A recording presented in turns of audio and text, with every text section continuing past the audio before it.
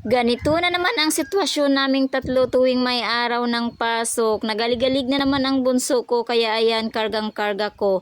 Ano na naman ito kuya at sinabayan pa nito. Ang kuya talagang siloso ay gusto din mag-ukyabit sa kaliwa ko. Kaya ayan dalawa na naman sila ang karga-karga ko at ako'y napaupo na lamang dahil hindi ko na talaga kaya pang buhat-buhatin silang dalawa dahil super kulikot yan. Kahit kulikot yan ay napakalambing naman yan at nung matulog na nga sila kinuha ko naman itong fabric softener ko dahil nag-aantay na naman sa labas itong mga labahin ko na kailangan ko na lamang siyang banlawan. So ayan at naglagay na nga ako dyan ng tubig sa aking palanggana. Baby tub yan ng baby ko ang ginamit ko.